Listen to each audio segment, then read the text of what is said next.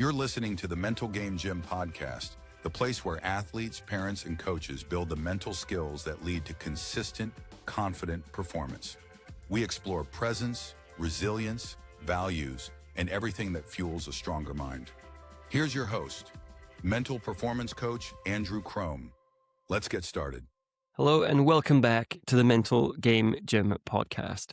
And today we're talking about one of the most simple, powerful, and honestly underused tools in mental performance. And it's called your game day power level. And it's all about helping you get into the zone before your performance begins.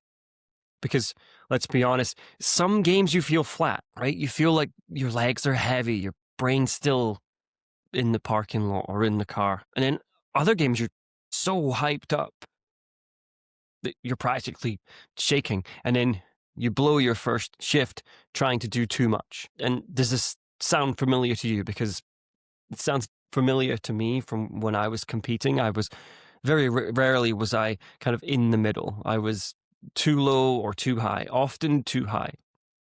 And this is exactly why we need to stop leaving it up to chance. You can't just hope that your mindset is in the right place. We need a way to check in and also adjust before and during the performance. So today what I want to break down is what the game day power level is, how to figure out the level where you perform your best, how to boost your energy if you're too low, and also how to calm yourself down if you're too charged up. So let's get into that.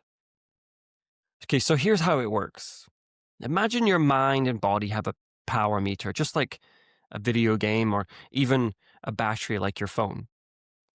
The meter shows how charged up you are mentally and physically before a game. And I like to break this down into 3 zones. So power level 1 to 3, you have a low charge. You're underpowered. You're feeling flat. You're feeling tired. Maybe you're just not mentally locked in. Mentally, you're somewhere else. You're not feeling anything, right? Perhaps you're just going through the motions, and usually performance suffers because you don't have enough energy. Now, if we look at power level 4 to 7, that's mostly the optimal zone. This is the sweet spot usually. And that means that you're focused, you're steady, but you're also energized. You're ready to compete. But the important thing here is that you're not too hyped. You're not too chill. This is where we're in game mode. When people are saying they're in the zone, right? They're in flow state. This is where we want to get to.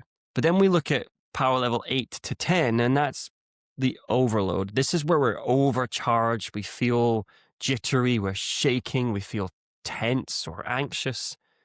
Maybe you feel like you're going to throw up, or your thoughts are just racing and you can't catch your breath. This is when you try to do too much and end up pressing or panicking. And this was me for the majority of the time. If I was playing in a game that I felt was important, I would press too hard, I would try too hard, I would think too much, and my performance would suffer. I'd make more and more mistakes. But here's the key. Every athlete has their own ideal level. So some play their best when they're at a 3 or a 4, where they're nice and calm. Others need to be more a 7. They need to feel a little fire or a little edge. So ask yourself, where do you perform your best? And this is going to be different from athlete to athlete, but also sport to sport, right? So if you're a hockey player, then probably you're going to want to be more up to like a 7. But if you're a gymnast or an athlete where your sport requires a lot of fine motor control, then maybe you're going to be wanting to be a bit more down to the 3 side of things. Let me give you an example. So I worked with a hockey player who was skilled, smart, high potential, but he kept saying he felt invisible in his first 5 to 10 minutes of games. So we looked at his pre-game energy, and it turns out most of the time he was coming in at about a power level 2, and that meant he was way too relaxed. And he thought being calm was the goal, but he found out he wasn't ready. So we looked at things and we changed things up, and we built a pre-game routine to get his energy up where it should be, he started using music to get in the zone. We added a short physical warm-up to get the blood pumping, add some intensity to get things going. And he also practiced self-talk, telling himself what he needed to do. So some powerful things like bring it early, bring the energy, set the tone, first shift matters. And those things combined made him start showing up at the rink at a 6 or a 7. And he's involved from the opening face-off, from the beginning of the game. And that's the power of knowing your power level, where you need to be, what kind of intensity you need to bring to play at your best. And we stop waiting for the game to wake you up or something to happen to get us in there. You show up ready so you can start the game when it begins. Okay, so time for a quick Mythbusters segment. And today's myth is, I just need to make a big play or land a hit to get into the game. And this is something I hear quite a lot from athletes. You know, they'll say, like, once I get a good first shift, I'm fine. If I make a big play early, then I'm dialed, I'm ready to go. Sometimes that works, but the truth is that's reactive confidence. What we're doing here is we're waiting for the game to flip your switch. And what happens if that moment doesn't come? If your first shift is a turnover, or you don't touch the puck for the first 5 minutes, now you're stuck in your head. Now you're chasing the game. And that's not confidence. That's not how we want to approach the game. That's dependence. We're depending on external factors to get us to feel how we want to. So the mindset shift here is, don't wait to feel ready. Train yourself to be ready. Confidence doesn't come from something happening to you. It comes from preparation. It comes from acting how you want to act. So that's that myth busted. And let's look more into that. Don't wait to get lucky, or don't wait to feel good. And this is one of the most important mindset shifts that you can make. If you stop relying on external events, a good play or a lucky bounce to wake you up, then you're gambling with your performance. If your mindset depends on the scoreboard, then it's going to rise and fall with every shift. You're going to be like riding a roller coaster. Instead, we want to take charge and we want to own our mental state before the performance even begins. And when you learn how to check your power level and manage it, you take control. You're not hoping to feel confident. You're not hoping something's good's going to happen so it makes you feel good. What you're doing is you're building it. You're taking control. So here's my question to you. Are you the kind of athlete who waits to feel ready? Or are you the kind who prepares their mind like they prepare their body? So let's move on and talk about how to actually find your optimal power level. First thing we need to do is look back to performances, a game where you felt like yourself. You were locked in, you were present, you were confident, you were making plays, you were feeling good. Ask yourself, how did I feel before that game? What was happening? Did I feel energized? Was I feeling calm? What was my energy like? Put it on that scale between a 1 and a 10. Where were you? Were you calm and steady, like a 3 or a 4? Or were you fired up and intense, more like a 7? And once you have a rough number, then start tracking it. After every game or practice, ask yourself, what was my power level before the game, before practice? What did I do that day? So we start recognizing patterns. How did I play, right? And you start seeing these patterns, and then maybe you realize, well, when I skip music, I start at a 2 and I have a slow first period. Or I get too fired up when I'm at a 9 and I grip my stick too tight. So thinking about what's happening when you're at your optimal state, or when you're too low or too high, what kinds of things are happening? So we start to build these patterns and building this awareness, right? And this kind of awareness leads to real consistency, because when you know your number, then you can start building your routine around hitting it on purpose. How do I get to this 7 or a 5? And figuring out exactly what you need to do. Instead of just doing things and going through the motions and just trying some things, figure out what works best for you. How do you get to where you need to be? And then the question becomes, what if I get there and I find that I'm too low? Or if I get there and I'm too high?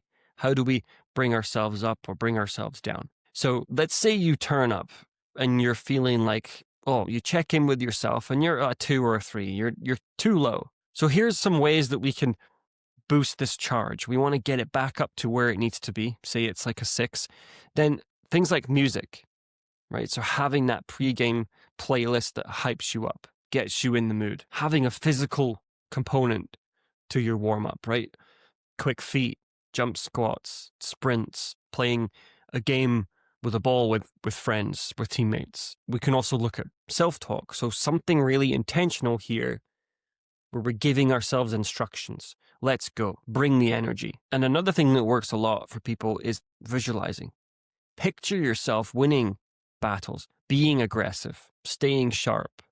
Picture yourself how you want to be playing, how you want to be acting and feeling. And these are ways to charge that meter before the puck drops or before your performance begins. That way you're not waiting for something to happen for you to start charging up and feeling how you want to. Now, on the other side, what if your power is a 9 or a 10 and you're overcharged, you're jittery, you're overthinking, you're feeling sick? Here's how we can cool it down. The first thing that I would go to would be breathing. So doing some box breathing. So we're inhaling for a count of 4 seconds, holding it for 4 seconds, exhaling for 4 seconds, holding for 4 seconds. And if we do that for a couple of minutes, you'll start to notice yourself calming down. If you check in and also remind yourself, I'm feeling hyped. That's okay. I can still play my game. So we're talking to ourselves here as we're unhooking from these thoughts and feelings. We don't necessarily have to change them in order to play well, but you're recognizing them, and that gives your brain a chance to release them and let go. And another thing we can do is have a physical release. So if you notice that you're too high, shake it out. Clench your fist for a second and relax. Having that routine can be really useful.